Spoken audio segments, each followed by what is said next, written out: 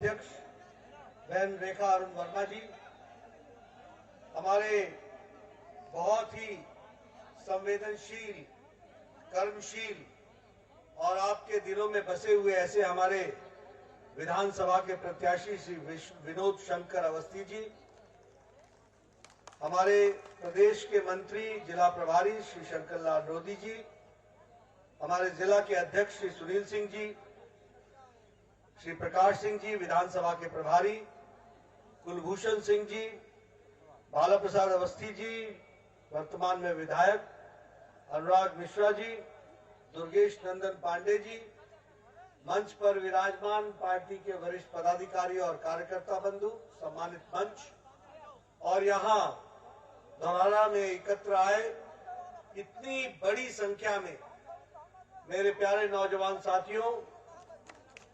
मातृशक्ति, माताएं, बहनें, मेरे बुजुर्ग और मीडिया के मेरे साथी, प्रिंट मीडिया और इलेक्ट्रॉनिक मीडिया के मेरे साथी,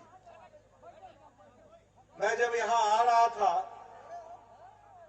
तो रास्ते में जिस तरीके से आप लोग अभिवादन कर रहे थे और यहां जिस तरीके से आपने तालियों की गड़गड़ाहट के साथ आपने मेरा अभिनंदन किया है, वह बताता है कि आपने विनोद शंकर अवस्थी जी को 23 तारीख को अपना मत का पूरा प्रयोग करते हुए जिताने का निर्णय ले लिया है। यह उसमें से दिखता है। मित्रों, हम सब लोग इस इलाके का विकास चाहते हैं। चुनाव की बेला है। हम सब लोग उत्तर प्रदेश को आगे बढ़ता हुआ देखना चाहते हैं। हम सब लोग मोदी जी के नेतृत्व में देश को आगे बढ़ता हुआ देखना चाहते हैं।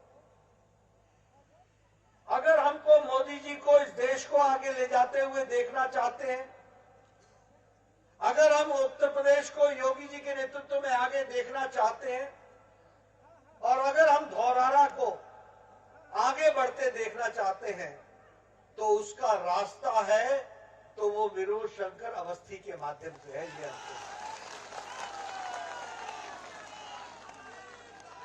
और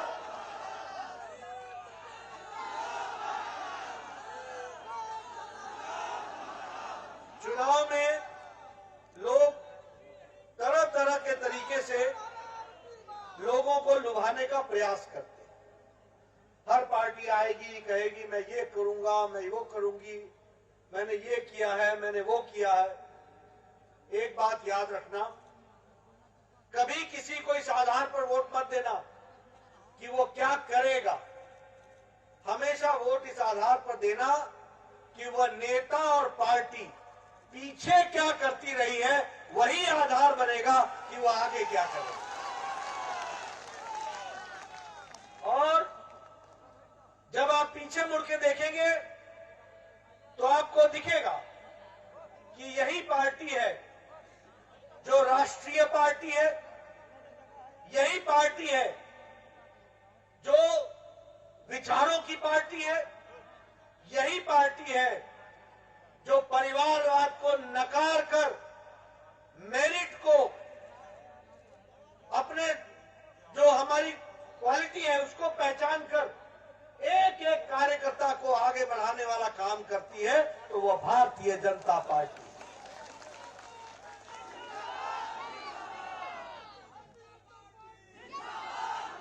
बाकी सभी पार्टियों में परिवार का ही आदमी अध्यक्ष होगा और परिवार का ही आदमी उपाध्यक्ष होगा। बाकी सभी पार्टियों में किसी भी मेहनतकश व्यक्ति को जिसमें सामर्थ्य है उसको बढ़ने का अधिकार नहीं है। उन पार्टियों में सिर्फ परिवार में ही पैदा होना पड़ता है। अगर बढ़ सकते हो तो बढ़ोगे, नहीं तो नहीं बढ़ोगे। ये बीजेपी है जहां साधारण परिवार से निकलकर भारत के प्रधानमंत्री बन सकते हैं तो नरेंद्र मोदी बन सकते हैं। ये बीजेपी ही कर सकती है। इसीलिए परिवारवाद को धत्ता दिखाते हुए विचारों की पार्टी भारतीय जनता पार्टी को मजबूती प्रदान करना, यह हमारी जिम्मेवारी है।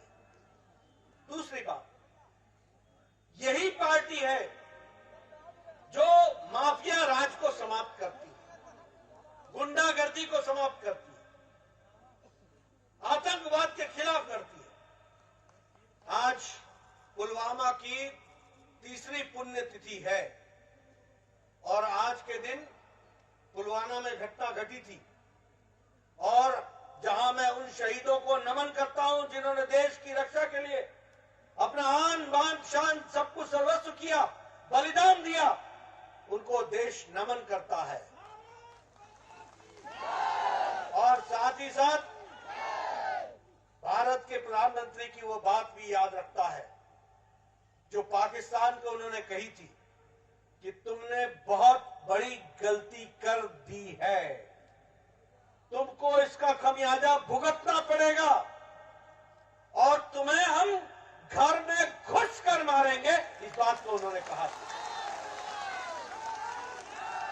और आपको मालूम है, सर्जिकल स्ट्राइक, एयर स्ट्राइक, ये सारी उरी की घटना के बाद सर्जिकल स्ट्राइक और इस घटना के बाद एयर स्ट्राइक, पाकिस्तान के छक्के छुड़ाए, ये काम किया और देश को मजबूती दी और देश को सुरक्षित रखा तो नरेंद्र मोदी जी ने रखा, ये हमको याद है। अभी अभी विनोद जी धारा 370 की बात कर रहे थे। जम्मू कश्मीर में इतने सालों में 156 भारत के कानून लागू नहीं होते थे। वहां भ्रष्टाचार करो, भ्रष्टाचार उन्मूलन कानून नहीं लगता था। वहां पर मां बेटियों के साथ गलत व्यवहार करो, मां बेटियों के खिलाफ के पक्ष में उनको सुरक्षा देने वाला कानून नहीं लगता था। बच्चों के खिलाफ दुर्व्यवहार करो, वो कानून वहां लागू नहीं होता। महिलाएं अगर जम्मू कश्मीर के बाहर किसी से शादी कर ले तो उनको पैतृक प्रॉपर्टी से, पैतृक संपत्ति से उसको बेदखल कर दिया जाता था, उसको वो प्रॉपर्टी नहीं मिलती थी। लेकिन और वहां एसटी का रिजर्वेशन नहीं था, ट्राइबल का रिजर्वेशन नहीं था। एससी को रिजर्वेशन सिर्फ सफाई कर्मचारी के लिए था और कुछ किसी के लिए नहीं था। यह जम्मू कश्मीर था।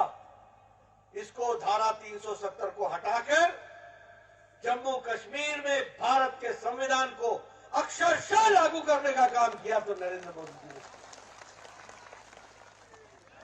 उसी तरीके से ये 3 तलाक का दंश महिलाओं पर, मुस्लिम महिलाओं पर, सुप्रीम कोर्ट ने कहा कि इससे छुट्टी होनी चाहिए।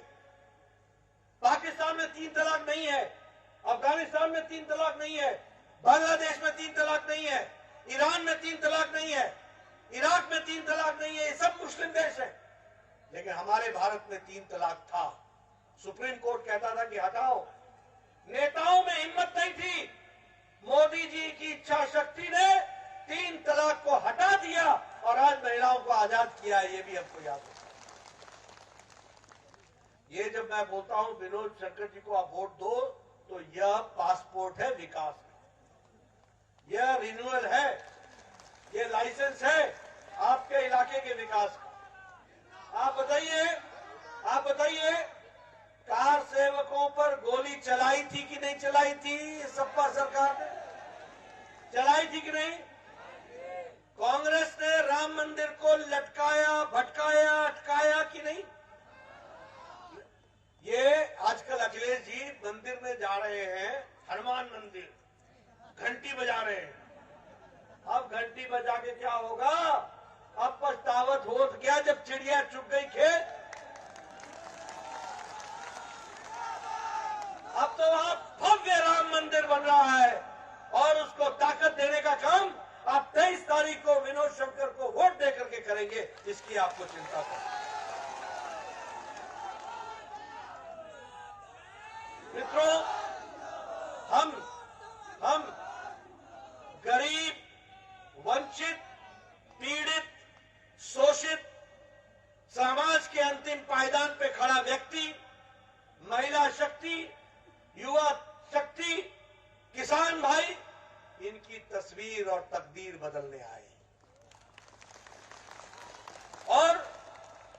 ये हम सिर्फ कहने के लिए नहीं कहते, इसको हमने करके दिखाया है। आप देखिए, दलित भाइयों का मोदी जी ने रिजर्वेशन बढ़ाया कि नहीं बढ़ाया 10 साल का? पिछड़ों के लिए पिछड़ा कमीशन को संवैधानिक दर्जा दिया कि नहीं दिया? आर्थिक रूप से जो पिछड़े हुए हैं, किसी भी जाति के हैं, उनको 10% का आरक्षण दिया कि नहीं दिया मोदी जी ने? ये है नियम, ये है मंत्र, सबका साथ, सबका विकास, सबका विश्वास और सबका प्रयास। ये इस काम को आगे बढ़ाने का हम लोगों ने काम किया है। अगर मैं डबल इंजन की सरकार की बात करूं, अभी ये कोरोना आया, जब मैं गरीब की बात करता हूं और डबल इंजन के सहयोग की बात करता हूं, कोरोना आया, इसी जनधन खाते जिसका मजाक करते थे लोग, ये चांदी के चम्मच में पैदा हुए ये सत्ताधारी परिवार के लोग जो थे, कांग्रेस के और सपा के, ये मखौल उड़ाते थे कि जनधन खाता, जनधन खाता। इनको समझ में नहीं आता था इससे क्या होगा। मित्रों, ये जनधन खाता ही था। जब कोरोना आया तो न पोस्टमैन था, न पोस्ट ऑफिस चल रहा था, न मनी ऑर्डर मिल रहा था। उस समय 20 करोड़ बहनों के खाते में लॉकडाउन की अवस्था में 500 रुपए पहुंचाने का काम मोदी जी ने जनधन खाते के माध्यम से किया। उसी तरीके से प्रधानमंत्री आवास योजना, इस प्रधानमंत्री आवास योजना में देश भर में 1,76,00,000 मकान बने हैं पिछले 3 साल। 1,76,00,000 और उत्तर प्रदेश में 42 लाख बने हैं। और उसमें भी कुल मिलाकर के यहां पर इसको जोड़ने के लिए लखीमपुर में 1 लाख पक्के मकान बने हैं। इसको हमको याद रखना चाहिए। और कैसे मकान है? अलग रसोई घर, उसमें गैस का कनेक्शन, साथ में रहने के लिए अलग कमरा, शौचालय इज्जत घर अलग से, बाहर टेरेस अलग से। और इस घर का, पक्के घर का मालिक नहीं होगा। इस घर का मालिक घर की मालकिन होगी। ये मातृशक्ति देने का काम किया। इसी तरीके से अभी हमारे विनोद जी मेरे बारे में चर्चा कर रहे थे कि मैंने हमें अनुराग जी, क्षमा करिए, अनुराग जी चर्चा कर रहे थे कि मैंने आयुष्मान भारत लाया। मुझे खुशी है कि आदरणीय प्रधानमंत्री जी ने मुझे ये मौका दिया और उनके आशीर्वाद से दुनिया का सबसे बड़ा स्वास्थ्य के दृष्टि से गरीब आदमी को रक्षा करने का कार्यक्रम आयुष्मान भारत को मुझे मेरे समय में प्रधानमंत्री के आशीर्वाद से लागू करके दिया भारत में। इसको भी हमको ध्यान रखना चाहिए। आदरणीय प्रधानमंत्री जी ने कहा कोई गरीब बिना इलाज के न रहे। प्रधानमंत्री जी ने कहा ये गरीब स्वस्थ रहे, ये गरीब अच्छे से आगे बढ़े। और आपको मालूम होना चाहिए कि 50 करोड़ की जनता के लिए, गरीब लोग 50 करोड़ यानी देश की 40% आबादी। कौन है ये लोग? रेड़ी वाला, फेड़ी वाला, रिक्शा वाला, ठेले वाला, सब्जी वाला, कूड़ेदान से कूड़ा इकट्ठा करने वाला, सफाई कर्मचारी, लिफ्टमैन, ऑटो रिक्शा चलाने वाला, टैक्सी चलाने वाला, क्लीनर जो ट्रक को साफ करता है और जो गाड़ियों को साफ करता है, हमारे बाल काटने वाला। ऐसे गरीब लोगों को मोदी जी ने हर साल 5-5 लाख रुपए का स्वास्थ्य का हेल्थ कवर दिया ताकि वो गंभीर बीमारी से इलाज करा सके। ये व्यवस्था की। इससे पहले क्या था? अगर किसी गरीब के घर में कैंसर हो जाए तो समझो खेत बिक गया, समझो मकान बिक गया। अगर किसी के हार्ट का ऑपरेशन आ जाए तो वो अपाहिज की तरह जीवन व्यतीत कर देता था, लेकिन वो ऑपरेशन नहीं कराता था क्योंकि उसके पास पैसे नहीं होते थे। और अगर ऑपरेशन कराएगा तो उसका घर बिक जाएगा। ये स्थिति थी। आज मोदी जी ने हर साल एक परिवार को और 50 करोड़ लोगों को 5 लाख रुपए का हेल्थ कवर दिया है। ये भी हमको याद रखना चाहिए। उसी तरीके से उज्ज्वला योजना में 11 करोड़ लोगों को, 10 करोड़ लोगों को गैस का कनेक्शन दिया गया, 1.5 करोड़ को उत्तर प्रदेश में दिया गया और लखीमपुर में 4,40,000 बहनों को गैस का कनेक्शन दिया गया। ये भी याद रखना चाहिए। स्वच्छ भारत के तहत 11 करोड़ शौचालय बने, 11 करोड़, और 1,95,00,000 यानी 2 करोड़ शौचालय उत्तर प्रदेश में बने हैं। ये याद रखना चाहिए। और मित्रों, ये शौचालय ही नहीं है। आप सोचो महिलाओं की क्या स्थिति होती होगी। ये चांदी के चम्मच के साथ पैदा हुए लोगों को क्या मालूम। ये गरीब के घर में पैदा होने वाला प्रधानमंत्री नरेंद्र मोदी जानता है। जब 11 करोड़ बहनें इस देश में आजादी के 70 साल बाद भी अपने दैनिक नित्य क्रिया के लिए सूर्योदय से पहले और सूर्यास्त के बाद निकल करके खेतों में जाती थी, उनको इज्जत घर शौचालय देकर के 11 करोड़ बहनों को आजादी दी है। इस बात को भी हमको ध्यान रखना, उनको इज्जत दी है। 11 करोड़ परिवार के बच्चे खेतों में जाते थे, सड़कों पर जाते थे, उनको इज्जत देने का काम किया है तो मोदी जी ने किया है। और लखीमपुर में ये संख्या 2,10,000 है, यानी 2,10,000 शौचालय बनाए गए। उत्तर प्रदेश में 5 साल में लगभग 2 all India institute of medical sciences बना है, 1 मेडिकल यूनिवर्सिटी बन गई, 1 आयुष यूनिवर्सिटी बन रही है। मुझे स्वास्थ्य मंत्री रहते हुए मौका मिला। आपकी 22-23 करोड़ की जनसंख्या, और 22-23 करोड़ की जनसंख्या में आपके पास सिर्फ 15 मेडिकल कॉलेज थे। आज मोदी जी के नेतृत्व में 59 मेडिकल कॉलेज उत्तर प्रदेश में है, 59 मेडिकल कॉलेज।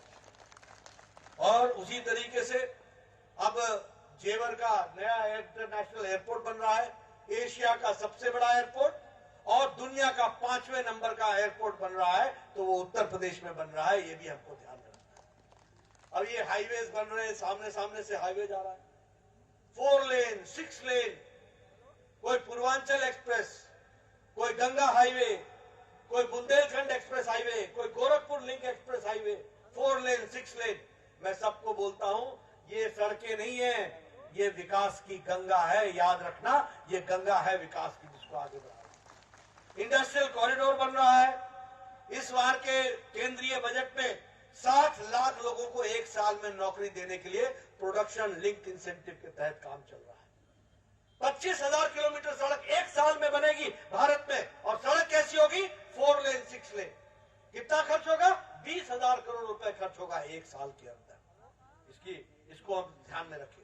केन बेटवा प्रोजेक्ट के तहत 15 हमारे जिले ऐसे हैं, बुंदेलखंड के और मध्य प्रदेश के भी, जहां पानी पीने को नहीं था, वहां 62 लाख लोगों को पीने का पानी की व्यवस्था की जाएगी। ये हम आपको बताना चाहते हैं। लेकिन मित्रों, एक बात मैं बताना चाहता हूं, ये तब संभव है जब आप अपना लाइसेंस 5 साल के लिए इनको देंगे, विनोद जी को। ये आपको याद रखना, ये रास्ता है, ये रास्ता है। योगी जी ने उत्तर प्रदेश को 7वें 8वें नंबर से उठा करके आर्थिक जगत में दूसरे नंबर पर पहुंचा दिया है। अब एक बार आपने फिर से इनको लाइसेंस देना, और ये उत्तर प्रदेश आर्थिक जगत में नंबर 1 का प्रदेश खड़ा हो जाएगा योगी जी के नेतृत्व में। ये भी हमको याद है। 10 नए हमने यूनिवर्सिटीज उत्तर प्रदेश में आई है। लगभग 77 नए कॉलेजेस खुले, लगभग 28 नए इंजीनियरिंग कॉलेज खुले। एक विकास की एक नई कहानी लिखी गई है। आज यहाँ पर श्रीनगर में ITI का काम जो है उसको तीव्र गति से करने का प्रयास हो रहा है। उसी तरीके से मैलानी में एक इंटर कॉलेज बने, इसकी भी चिंता की जा रही है। और मुझे बताया गया कि आप धौरारा में भी एक गर्ल्स इंटर कॉलेज की बात कर रहे हैं। अब चुनाव में मैं आया हूं, बोल तो सकता नहीं हूं, लेकिन मेरी मुस्कान तो आपको बता रही होगी कि मैं क्या कहना चाहता हूं। लेकिन ये भारतीय जनता पार्टी है, चाहे कॉलेज हो, चाहे स्पोर्ट्स ग्राउंड हो, चाहे विकास हो, ये करने का काम कोई करता है तो वो भारतीय जनता पार्टी करती है। ये हमको ध्यान में रखना है। और इसलिए अगर विकास कराना है तो यह जरूरी है कि विनोद जी को विधानसभा भेजना है, इसकी हमको चिंता नहीं। धौरारा के लोकसभा क्षेत्र में सुन लो दोस्तों, धौरारा लोकसभा क्षेत्र में 198 किलोमीटर की सड़क स्वीकृत हुई है और उसमें 198 रोड बनने हैं, 296 किलोमीटर की सड़क बनेगी और 36 करोड़ 91 लाख रुपए खर्च होने वाले हैं। अब ये अगर रेखा जी करेंगी तो उनको लाइसेंस चाहिए कि नहीं चाहिए? विनोद, चाहिए कि नहीं चाहिए? तो ये याद रखना, ये कई बार मैं राजनीति में आता हूं, बोलते हैं मेरे ब्याह में नहीं आए, मेरे शादी में नहीं आए। अरे नेता, शादी ब्याह की बात तो अच्छी है, जाना चाहिए, लेकिन इनको चुनते इसलिए हैं कि ये लखनऊ में बैठ करके दोराहा के विकास में अपना योगदान करे, इसकी हमको चिंता करनी चाहिए। और इसलिए अभी आपके यहाँ 5 इलेक्ट्रिसिटी के पावर स्टेशन सैंक्शन हुए हैं और उसका भी काम चल रहा है। उसी तरीके से गोला से लेकर के शाहजहांपुर के नेशनल हाईवे का काम है, उसको भी जोर दिया गया है। मित्रों, अगर आप उत्तर प्रदेश को माफिया मुक्त, रोजगार युक्त, खुशहाल रहे किसान, उच्च स्तरीय हो शिक्षा, औद्योगिक क्रांति आए, विकसित उत्तर प्रदेश हो, महिलाओं का सशक्तिकरण हो और स्वस्थ उत्तर प्रदेश हो, ये अगर आप चाहते हैं तो कमल के निशान पर 23 तारीख को बटन दबा करके हमको सफलता हासिल करानी है, ये मैं आपको बताने आया। मित्रों, जहां तक समाजवादी का पार्टी का सवाल है, करप्शन, कमीशन और क्राइम, ये इस सपा का दूसरा नाम है, समाजवादी पार्टी का दूसरा नाम है। जहां समाजवादी पार्टी रहेगी वहां भ्रष्टाचार रहेगा। जहां अभी देखिए, अखिलेश जी मुख्यमंत्री थे, 16,000 करोड़ रुपए का यूटिलाइजेशन सर्टिफिकेट ही नहीं दिए, भूल गए। देखो, छोटी मोटी चीज नहीं भूलते, 16,000 करोड़ रुपए यूटिलाइजेशन सर्टिफिकेट भूल गए। भ्रष्टाचार, क्राइम, किसी ने कहा सपा के गुंडे, मैंने कहा गुंडा शब्द बड़ा हल्का है भाई, गुंडा और सपा ये तो पर्यायवाची है, ये एक ही सिक्के के दो पहलू हैं। सपा हो और गुंडा ना हो तो कार्यकर्ता कैसा? यही तो काम है उनका। और मैं कहने के लिए नहीं कह रहा हूं, ये राजनीति करते हैं समाज को विभाजित करते हुए। आप बोलोगे कैसे? अखिलेश के जमाने में 200 दंगे हुए, 200 दंगे 5 साल के अंदर, और योगी जी के जमाने में एक भी दंगा नहीं हुआ, दंगा मुक्त उत्तर प्रदेश बना। बोलो, समाज को बांटने का कौन काम करता है? आप बताइए, मुजफ्फरपुर दंगे में 93 लोग मारे गए, 5,000 लोग, 50,000 लोग घर छोड़ करके चले गए थे। कैराना में 60 परिवार घर छोड़ के पलायन कर गए, कोई पूछने वाला नहीं था।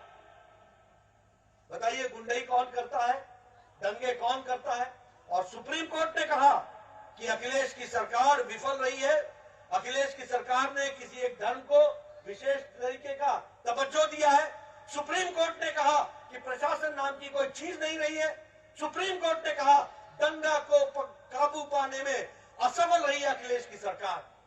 और जब योगी जी की सरकार आती है तो माफिया राज, ये सब तड़ी पार, ये सब बाहर, या तो जेल में या बेल पर, और बेल में भी यहां नहीं रहते, दूसरे जगह जाकर के अपने आप को केस रजिस्टर करा करके जेल के अंदर रहते हैं। ये स्थिति आकर के खड़ी है।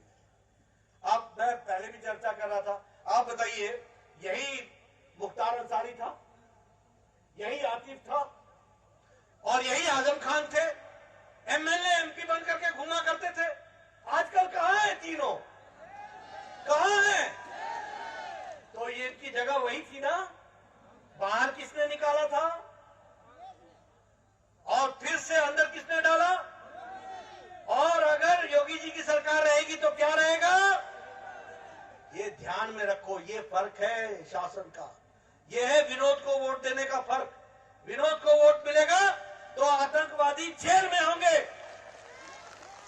दंगई जेल में होंगे, और अखिलेश को वोट मिलेगा तो ये दंगई दंदनाएंगे और आप घरों में होंगे और मां बेटियां सुरक्षित नहीं होंगी, ये याद रखना। और फिर मैं कहने के लिए नहीं कह रहा हूं, हम चाहेंगे मेरे मीडिया वाले मेरी बातों को, तथ्यों को नोट करें। मैं 2 घटनाएं बताऊंगा और मैं चाह रहा हूं, पिछले 20 दिन से बोल रहा हूं, कोई जवाब नहीं देता। मैं मीडिया वालों को कहूंगा कि जब अखिलेश यहां आए तो उससे पूछना, तारीख नोट करो, 22 मई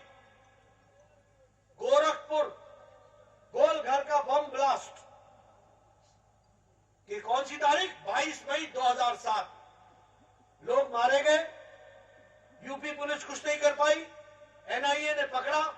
किसको पकड़ा? हरकत अल इस्लामी, ये एक बांग्लादेश, एक पाकिस्तान की एक आतंकवादी संगठन है। और इसके साथ साथ वहां पर इंडियन मुजाहिदीन के 2 लोगों को पकड़ा। एक का नाम था तारिक कासमी और दूसरे का नाम था खालिद मुजाहिद। एक जौनपुर का रहने वाला था, एक आजमगढ़ का रहने वाला था। ये उस सीरियल बम ब्लास्ट में पकड़े गए। जब अखिलेश मुख्यमंत्री बने तो उन्होंने इनके खिलाफ केस विड्रॉ कर लिया, वापस ले लिया मुकदमा। कहा कि नहीं, सामाजिक सद्भाव चाहिए। कैसा सद्भाव चाहिए? सामाजिक सद्भाव, मतलब तुम बम फोड़ो और हम सद्भाव करें, तुम लोगों को मारो, हम सद्भाव करें। और क्या अखिलेश ने शपथ ली थी? शपथ ली थी, मैं ईश्वर की शपथ लेता हूं कि मैं संविधान की रक्षा करूंगा। किया क्या? मैं ईश्वर की शपथ लेता हूं कि मैं आतंकवादियों की रक्षा करूंगा। बाद में इलाहाबाद हाईकोर्ट ने केस वापस लिया और तारिक कासमी को आजीवन कारावास गोरखपुर के कोर्ट ने सजा सुनाई है, स्पेशल कोर्ट ने। ये मैं आपको बताना चाहता हूं। दूसरी घटना सुन लो। 31 दिसंबर 2007 रामपुर में CRPF, central reserve police force के कैंप पर AK-56 राइफल के साथ, गोलियों के साथ वहां अटैक हुआ, आतंकवादी अटैक हुआ। 7 जवान मारे गए। 7 जवान वो थे जिनकी माताएं का कोख सूना हो गया, बहनें विधवा हो गई, बच्चे अनाथ हो गए। किसी ने सुध नहीं ली। यूपी पुलिस नहीं पकड़ पाई, एनआईए ने पकड़ा। कौन पकड़ाया? एक शहाबुद्दीन नाम का व्यक्ति, बिहार का रहने वाला। उससे पूछताछ की गई, 7 लोग पकड़ में आए, 7 लोग। अखिलेश जी मुख्यमंत्री बने, 15 केस इन्होंने विड्रॉ किए, जिसमें रामपुर का केस भी विड्रॉ कर लिया। ये ईश्वर की शपथ खाते हैं कि हम आतंकवादियों की रक्षा करेंगे। मित्रों, केस वापस ले लिया। इलाहाबाद हाईकोर्ट ने कहा तुम केस वापस नहीं ले सकते हो, भारतीय संविधान के तहत केस चलेगा। आपको जानकर के खुशी भी होगी और संतोष आएगा कि 4 को सजाए मौत हुई और 3 को आजीवन कारावास हुआ, जिसको अखिलेश छोड़ रहा था। मित्रों, मैं यहां एक बात कहना चाहता हूं। आप सब किसान के बेटे हो। आप तो चावल के एक दाने से किसान की चावल की किस्म पहचान लेते हो। तो हम भी तो राजनीति में हैं। राजनेता की एक छोटी सी हरकत से हम पता लगा लेते हैं कि राजनेता की नीयत क्या है। उनकी नीयत क्या है? उनकी नीयत है गुंडों को साथ लेना, उनकी नीयत है आतंकवादियों को परसने देना, उनकी नीयत है देश में खलबली मचे। और बात करते हैं विकास की। विकास होता है, बिल्कुल होता है। सपा में विकास होता है। एक ही परिवार से 50-50 लोग, कोई एमपी, कोई एमएलए, कोई जिला परिषद, कोई विकास क्यों नहीं हो रहा? हो ही रहा है। एक ही परिवार का विकास होता है। बाकी आप सब लोग डफली बजाने के लिए बजाते रहो। मित्रों, ये भारतीय जनता पार्टी है। कभी आपने सोचा था कि साधारण परिवार से आने वाला विनोद हमारा विधानसभा में पहुंचेगा? ये आपके आशीर्वाद से 23 तारीख को आप इसको समर्थन देंगे और 10 तारीख को ये विधानसभा में होगा और धौरारा का विकास करेगा।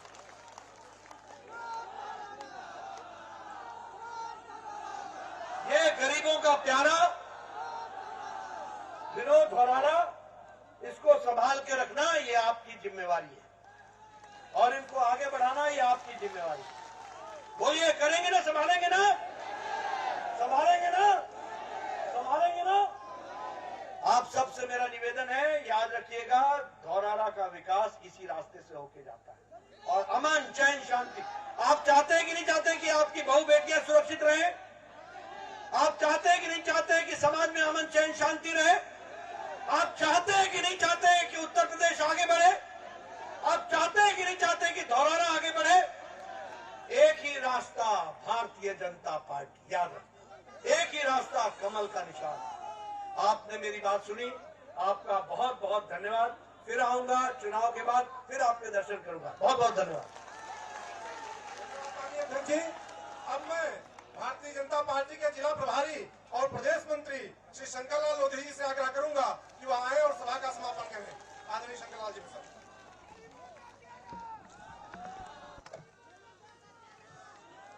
आज माननीय राष्ट्राध्यक्ष जी माननीय राष्ट्रीय उपाध्यक्ष जी एवं मंचासीन सभी नेताओं का मैं बहुत आभार व्यक्त करता हूं। एक एक कार्यकर्ता को मैं बहुत धन्यवाद और आभार ज्ञापित करता हूं कि आप सबने आकर के अपना समर्थन दिया और आपने अपना विश्वास जताया। हम आप